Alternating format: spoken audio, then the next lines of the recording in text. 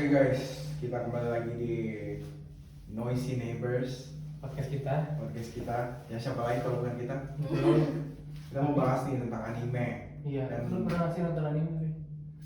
kalau gua pernah, Pernah. tapi cuma Naruto sama One Piece doang. Itu anime jadul banget. Oh, basic ya? Update sih. Sorry. Sekarang makin banyak. Sorry, kalau gua nggak nonton soalnya. Oh, nggak nonton ya? Nggak. Sayang banget sih, padahal tuh sekarang rame banget tuh anime. Rame, sekarang rame gila banget. Banyak banget event-event juga. Banyak banget. Kayak salah satunya kemarin tuh apa namanya ya? Ava. Oh, Ava ya. Apa itu rame banget? Rame Gua banget. lihat di TikTok rame banget 60.000 orang apa ya? Rame betul tuh. Rame banget Udah gitu. kayak rame betul tuh. Tapi kayak lu ngerasa gak sih kalau dulu tuh jadi kayak penonton anime gitu kayak rada dikucilin gitu, suka banget dikatain. Iya sih, gua salah satu yang ngucilin mereka sih. Wah, lu sih nyebelin sih lu. Gua salah satu sih. Lu suka ngatain ibu-ibu temen lu Ya, ya? tapi teman gua banyak ibu. Wah, gitu. Temen gua banyak. Jadi lu juga ini nih, Iya, terpapar juga. cocok banget tuh. Yang lu nanya ke gua tuh cocok banget sama episode kita kali ini. Karena kita Iya. mau bahas nih gimana budaya cosplay yang dulunya tuh benar-benar dikucilkan ya. Budaya cosplay sama anime ini sekarang tuh udah naik panggung banget, kayak literally booming. Iya. Iya. Dan kita kayak pas banget nih kebetulan ada narasumber. Ada yang narasumber. cerita. Mungkin boleh perkenalan diri dulu kali masing-masing nih, dan juga kalian hobinya tuh apa sih di sekitaran dunia anime ini. Oke, halo Kak. Jadi aku Tania. Aku udah cosplay dari tahun 2019 dan Oh, lama juga ya, cosplay 5 tahun ya. Cuma kalau di Indonesia itu termasuk baru nggak ya? Karena kan itu baru waktu populer kan, gitu. Kayak gitu sih. Jadi salam kenal semuanya. Salam kenal. Oke, langsung aja ke Oke, aku. halo. Aku Agustina, anggapan aja aku temannya Tania, manajernya Tania. Ya, terima Asik. kasih. Terima kasih ya. Jadi aku dibawa Tania ke sini ya sebagai anime lovers aja Hmm. jujur. Satu cosplayer, satu anime lover. Oke, nah terima kasih udah perkenalan. Oke, kita berlanjut ya. Jadi sebenarnya pengen tahu sebenarnya nih sebagai cosplayer dan juga manajernya nih. Iya, Sebenarnya apa sih cosplay itu apa sih kalau boleh tahu tuh? Oke, jadi kan kalau misalnya orang tahu nih ya, mungkin kalian juga tahunya cosplay itu cuma pakai kostum gitu ya, pakai Iya. kostum dari karakter Jepang lah, karakter dari mana lah gitu kan. Tapi tuh kalau dari aku sendiri ya, cosplay itu bukan cuma kostum doang nih, dia tuh ada identitas, dia termasuk komunitas sama juga seninya ya. Jadi kan di Indonesia itu kan masuknya tuh lewat kayak media sosial juga kan, pasti itu pengaruh gitu kan. Nah, jadi tuh ini pergeseran yang mencerminkan kayak budaya populernya yang masuk lewat media sosial gitu, lewat handphone kita, lewat teknologi Iya, gitu. iya. Tapi cosplay itu datang dari Jepang kan ya, benar? Terus diciptain sama Nobuyuki Takahashi ya. Wow. Saya tahu banget tuh. Iya, gua research soalnya. Iya, Gua iya. research ini topik berat. Itu tahun 1984 gabungan kata custom and play jadi cosplay. Bener gak sih itu? Bener-bener keren. Keren kan? Iya, jadi emang cosplay itu awalnya dari Jepang. Itu awalnya dari comic market gitu namanya ya, di tahun 1975. Oh, lama banget. Kalau sekarang kan ada yang namanya Komifuro gitu kan di Indonesia. Nah, dulu tuh epicentrum dari cosplay itu ada di Akihabara di Jepang gitu. Oh, awal masuk di Indonesia itu gimana sih? Kalau awal masuknya itu setahu aku ya, karena kan aku punya teman juga yang udah lama gitu ya cosplay. Mereka tuh masuk ke Indonesia tahun 2000-an gitu. Tapi tuh mulainya dari kayak kota-kota besar gitu, dan komunitasnya tuh masih kecil, kayak misalnya di Jakarta gitu, di Bandung, Surabaya. Dan awalnya tuh adanya di kayak Game Expo atau di kayak pameran komik gitu dan eventnya masih kecil. Masih kecil, Dan mau nanya juga sih sebenarnya kayak dulu tuh pas pertama kali masuk tuh apakah langsung disambut dengan baik gitu atau kayak masih kayak kita juga dulu gitu, Iya. kayak pas nonton Iya. anime dikatain ibu-ibu itu. Iya, sebenarnya kan kalau misalnya dari sisi yang udah lama cosplay dari kayak 2000-an gitu ya, itu tuh pasti hardship banget sih, karena kan itu bakal disembunyi-sembunyiin, itu jadi olok-olok gitu kan. Maksudnya kayak orang-orang tuh mikirnya kayak aneh banget gitu loh, itu kayak malah ada yang ngomong itu tuh penyakit mental dan segala macam gitu Lebay kan. banget ya. Jahat itu Jahat jahat. sih. Iya, dan gak cuma dari dulu tahun 2000-an, itu tuh waktu aku mulai cosplay aja di sekitar tahun 2019-an, itu tuh masih banyak orang yang kayak ngapain sih lo cosplay, buang-buang duit, buang-buang waktu gitu kan, kayak orang aneh gitu kan, maksudnya gitu. Nah, kalau dari Kak Agus nih, tuh dari sisi anime lovers tuh kan ada juga nih. Dulu kan ada strategi ya, orang pakai istilah otaku atau anime lovers gitu kan, biar nggak kena label wibu.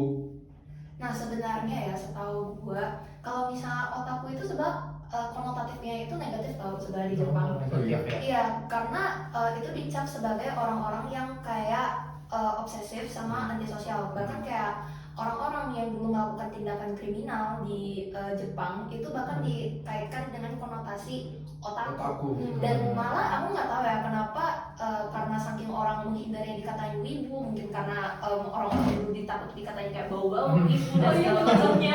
Itu jadi kayak orang-orang enggak, gue otaku, gue cuma suka nonton animenya doang. Jadi it belongs to gue cuma suka anime lovers gitu. Dan bahkan kalau misalnya wibu itu kan kalau misalnya dalam arti harafiahnya itu adalah orang yang suka budaya Jepang. Jadi dari mereka itu menggunakan, orang-orang Indonesia dulu menggunakan kata otaku biar kayak oh enggak, gue cuma suka animenya doang, gitu loh. Ya benar-benar. Kayak emang yang diomongin Agus benar banget, kayak apalagi dulu tuh suka banget kayak kata-katain bau bawang gitu, gue kesel banget. Itu sih, itu paling identik sih sama ibu ya. Bau bawang pasti. Gak bisa dihitung berapa kali dikatain bau bawang gitu ya. Terus kayak dulu waktu pertama kali aku cosplay pun itu ya, itu kayak apalagi kayak di mall gitu kan biasanya ada anak kecil gitu kan, aku pernah dikatain badut. Kacang, jahat sih. itu jahat Tahu sih. gak sih kayak cosplay ninja yang pakai katana, pakai kayak topi gitu kan. Iya. Itu tuh dikatain petani gitu. Petani. Aneh banget ya.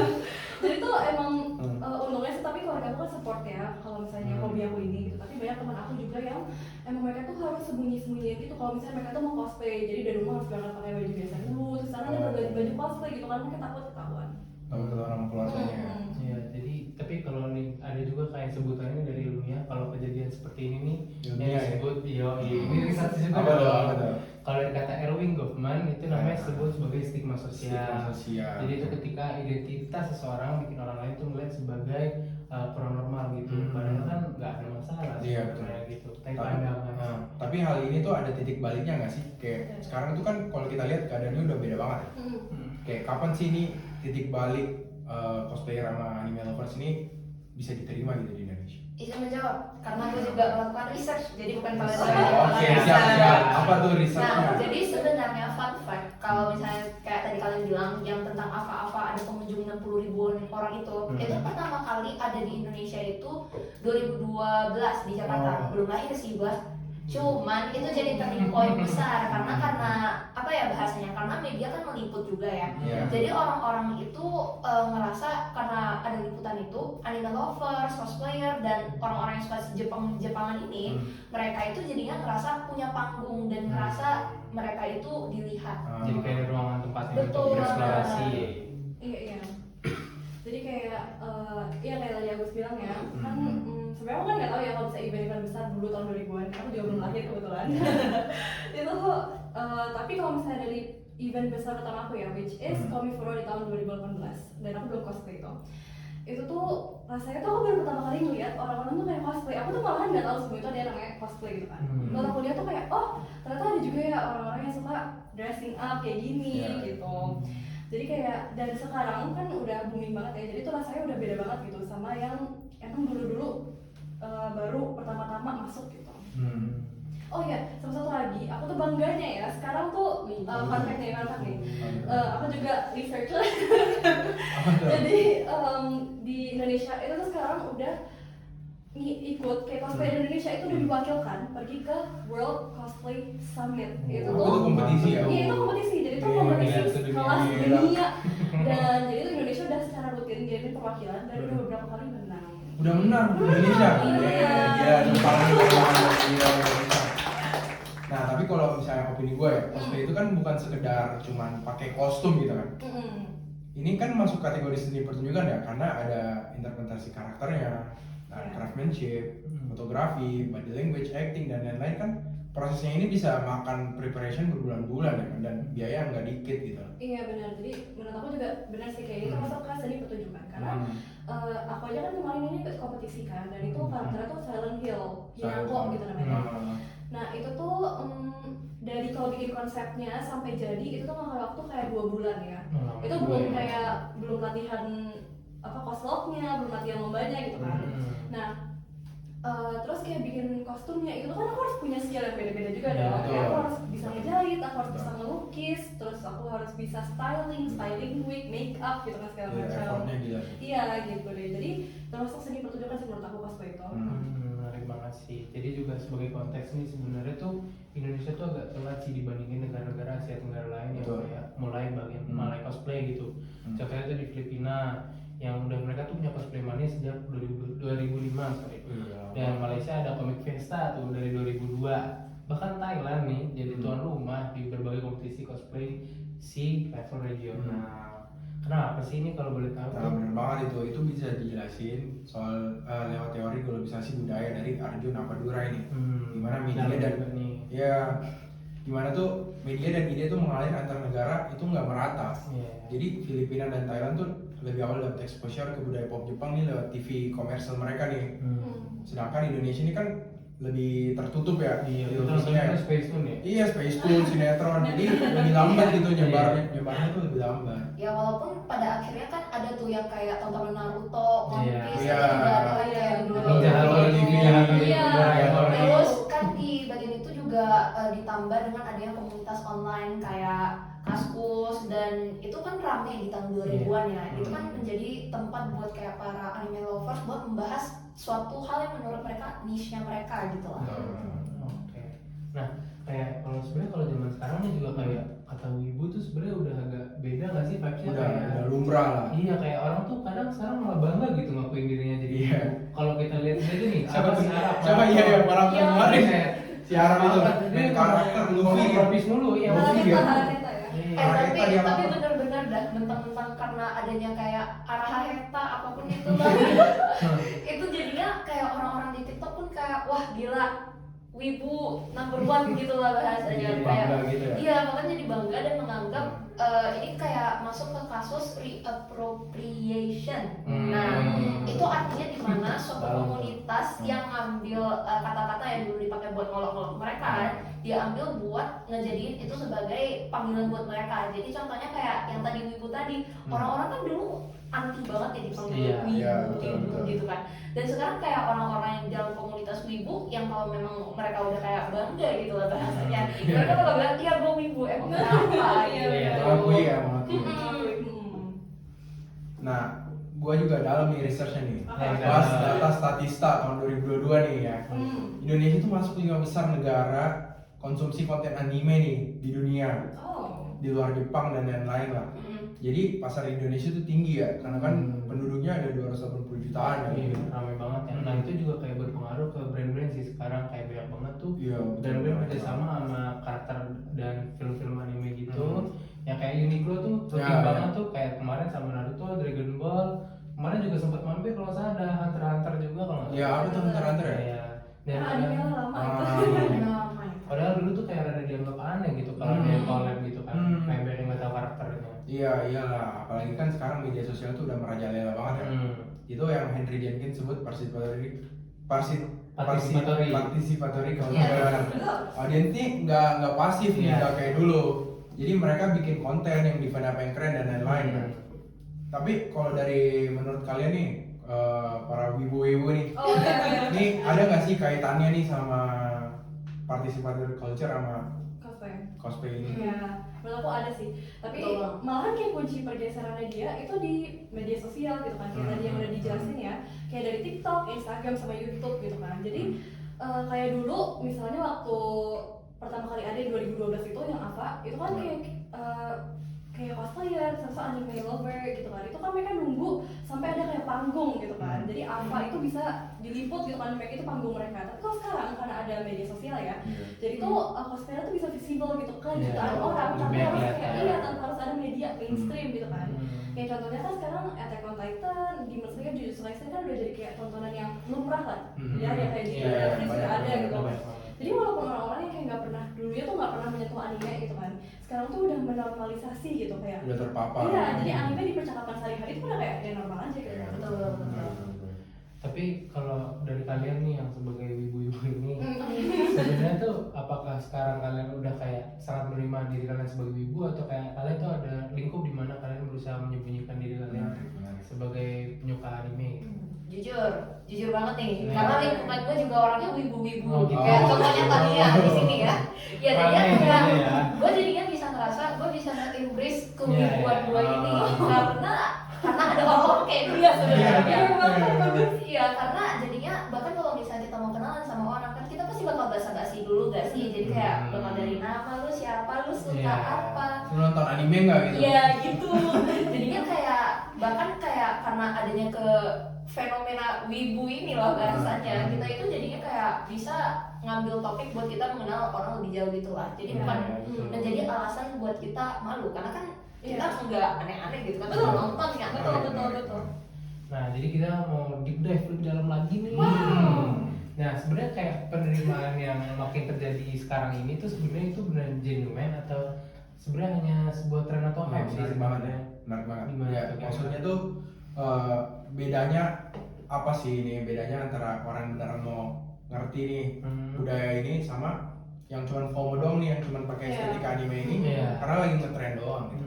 Kalau aku sebagai cosplayer ya, sebenarnya tuh rasanya kayak agak campur aduk ya, karena kan kalau misalnya komunitas kita makin besar, itu kan pasti makin diterima dan orang Iya. pasti makin seneng dong. Betul. Kayak aku pun juga seneng gitu. Cuma Iya. emang ada beberapa yang FOMO aja gitu kan, kayak Banyak, ngikutin tren aja banyak tuh. Banyak. Jadi kayak kalau sekarang aku pergi ke event-event gitu, kadang-kadang aku ketemu sama cosplayer yang dia tuh cosplay karakternya, kalau ditanya itu siapa dia nggak tahu gitu. Jadi Oh, kayak cuma sekedar Mm-mm, cosplay cuma doang ada gitu. Ya, Gitu. dan ini sebenarnya juga kayak nyambung juga sih ke isu yang lebih besar juga, kayak apropriasi budaya versus apresiasi budaya. Waktu brand besar tiba-tiba jual estetika anime nih, padahal Iya. sebelumnya tuh nggak pernah Dia gitu nggak pernah sebuah langsung komunitas gitu yang membangun selama bertahun-tahun sambil dikucilkan. Sebenarnya itu tuh apropriasi atau apresiasi sih sebenarnya. Sebenarnya menurut aku ya, kalau misalnya dari suatu brand itu nggak pernah get on the bad side of kayak pecinta-pecinta komunitas inilah bahasanya, mau komunitas apapun di luar anime atau apapun, selama mereka nggak pernah berurusan bermasalah dengan mereka, sebenarnya menurutku nggak apa-apa aja sih, Fine-fine aja ya. fine-fine aja bagi mereka untuk melakukan kayak kolaborasi lah. Misalnya kayak contohnya ini Uniqlo kan ini aku pakai dari yang Sailor Moon gitu. Jadinya kayak menurut aku sebenarnya gak apa-apa aja sih, malah masuknya kayak ke apresiasi dan kayak Iya. akhirnya komunitas anime itu dilihat gitu. Iya. Sah aja berarti ya. Betul Tapi banget. kalau ngomongin pengakuan resmi nih, di Indonesia tuh cosplay kan belum dapat tempat di diskusi seni pertunjukan formal ya kan, kayak mau dibandingin sama wayang atau tari kontemporer. Referensinya Iya, betul. padahal itu sama ya, temennya tuh kan karakter, kostum, Iya. pakai gerak-gerakan dan ada audiensnya gitu. Iya Iya, sih. benar-benar. Jadi kayak, tapi menurut aku ya, kalau misalnya cosplay dibandingin sama wayang gitu kan, Iya. which is wayang dan tari tradisional itu kan misalnya emang benar-benar budaya Indonesia ya. Jadi mereka Iya, emang pantas betul. untuk mendapatkan pertunjukan seni yang formal gitu. Iya. Kalau misalnya sebenarnya menurut aku sebagai cosplayer, kalau cosplay itu cukup dilihat sebagai dimaklumin aja deh gitu, Iya. kayak nggak usah dikucilkan, itu udah cukup sih. Jadi nggak harus kayak Betul, dikasih betul, panggung betul. gede gitu ya. Oh, saya. oke. Tapi menurut aku juga sih kayak kalau misalnya mau dikembangkan pun itu juga nggak masalah. Kayak contohnya kayak UMN aja ada ngasih fasilitas loh buat kayak para cosplayer. Cosplayer, ya, banyak. Contohnya kayak Gue sering lihat tuh. Oh, Di dan kampus itu bisa sendiri. jadi kayak Sering apa banget. sih bahasanya, kayak komunitas lah bagi buat mereka Iya, untuk iya. saling mendukung gitu menurut aku ya. Oke, ini Oke. kayaknya udah mau menuju akhir nih ya. Udah, sebelum kita tutup nih, gue mau nanya satu hal nih ke kalian masing-masing. oke. Satu hal yang lo harap orang nih tahu tentang cosplay, tapi di dunia wibu nih belum banyak yang tahu gitu. Apa kira-kira? Ini sebenarnya kayak yang tadi aku udah ngomongin aja di depan ya. Hmm. Jadi itu aku berharap kalau kalian tahu kalau misalnya cosplay itu bukan cuma kostum, bukan cuma apa ya, Betul. dressing up gitu kan. Tapi Betul. itu juga termasuk identitas seseorang, dari komunitas dan seni juga. Dengerin tuh. Lebih dalam tuh. Lebih dalam. Di, Hmm. kalau dari Kak Agus, Oke, kalau dari gue sih jujur, kalau misalnya sebenarnya kalau misalnya tentang per anime-animean ini, ke Jepang-Jepangan ini, menurutku betul aja sih yang dari kita bahas. Ini lebih kayak kesimpulan, tapi ya jangan mengucilkan orang hanya karena kesukaan mereka lah gitu. Betul. Kayak lu kalau nonton anime mah nonton aja, Nonton aja. nonton drama Cina, Who cares, who nonton cares? Korea, nonton mas Nggak ada semua. salahnya. Iya, nggak ada salahnya. Dan perjalanan cosplay dan budaya wibu ini tuh udah kayak bukan sekedar cerita hobi yang jadi ngetren sih, tapi kayak sekarang semua tuh udah berikut dan berpartisipasi, dan juga kayak ini sebenarnya juga termasuk kayak gimana identitas minoritas budaya berjuang buat dapat ruang di tengah Hmm. masyarakat yang awalnya nolak mereka gitu kan. Dan juga sekarang di era digital tuh batas antar subkultur dan juga mainstream semakin tipis gitu. Betul. Semua orang lebih bisa berpartisipasi gitu, dan Nah. semua orang juga bisa menjadi peluang gitu. Betul. Nah tadi kan gue udah nanya nih sama narasumber kita. Sekarang gue mau nanya sama penonton nih. Nah buat kalian nih yang dengerin, gue mau nanya satu hal nih. Apa suatu hal di hidup lo yang dulu tuh lo sembunyiin banget nih karena takut dihakimi. Iya. Tapi sekarang lu bangga banget apa tuh kira-kira? Tulis di kolom Oke, di komentar. komen ya, di komen. Komen. Oke, jadi kita mungkin langsung tutup aja kali ya. Makasih Makasih. dulu untuk katanya dari Makasih, Bapak Kak. Agus yang udah Iya. datang hari ini dan juga mau sharing ya di episode ini. Iya, Kita terima bersyukur kasih. banget. Itu banyak banget insight yang didapat. Iya, thank you juga ya kita Kak. Siap. Ada kata-kata terakhir mungkin? Jangan lupa like, komen, dan Dan subscribe subscribe. ya. Share ke teman-teman lo yang pernah ngerasa sendiri di dunia ini. Yang Asik wibu. ya. Waduh, Yang wibu. yang wibu. Yang wibu. Yang bawa. Bye. Dadah.